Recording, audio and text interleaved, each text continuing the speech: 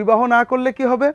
আপনি একসময়ে আসলে আমাদের জীবনের একটা গতি আছে, আল্লাহ নিয়ম করে দিয়েছেন। আপনি যখন ৩০-৩৫ এ চলে যাবেন, ৪০ এর কাছাকাছি যাচ্ছেন, আসলে বিবাহ করার চেতনাটা আপনার ভিতরে লোপ পাবে।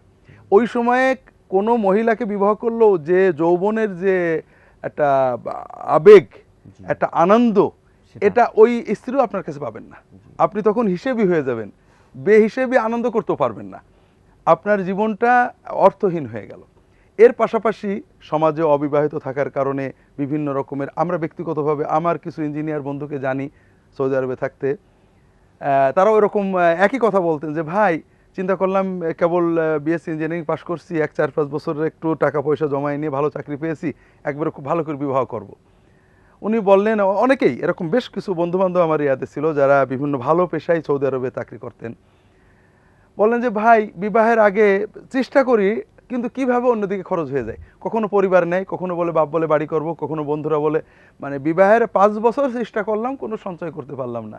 বিবাহ যে বছরে করলাম সেই বছর থেকে আমার সঞ্চয় শুরু হয়ে গেল, আমার জীবনটা সুশৃঙ্খলিত হলো, সুগঠিত হলো এবং অর্থনৈতিকভাবে আমি স্বাবলম্বী হয়ে গেলাম। জি, জি, তো এইভাবে আমরা জীবনটাকে যদি উপভোগ করতে চাই, তাহলে আল্লাহর যে রীতি দিয়েছেন পরিণত বয়সে বিবাহ করা।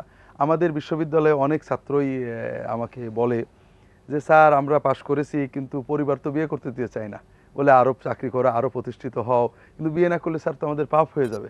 জি, জি, তো এই জন্য আমরা সবাইকে অনুরোধ করব, বিবাহকে উৎসাহ দেওয়া, ন্যূনতম সক্ষমতা থাকলেই, মানে বয়স হলেই বিবাহ করার জন্য সবাইকে উৎসাহ দেওয়া, সামাজিকভাবে এটাকে উৎসাহ দেওয়া, আমাদের সমাজকে রক্ষা করার যত অনৈতিকতা, ইফটিজিং, এইডস, বিভিন্ন রকমের বেহায়াপনা, এগুলোকে প্রতিরোধ করার জন্য বড় ঔষধ হলো যে বয়স হতেই বিবাহ করার জন্য সবাই মিলে উৎসাহ দেওয়া, বিবাহটাকে কম খরচে করা, বিবাহর আনুষ্ঠানিকতা বন্ধ করে বিবাহটাকে একটা নৈতিক দিনই দায়িত্ব হিসেবে পালন করার জন্য সবাই সবাইকে উৎসাহ দেওয়া।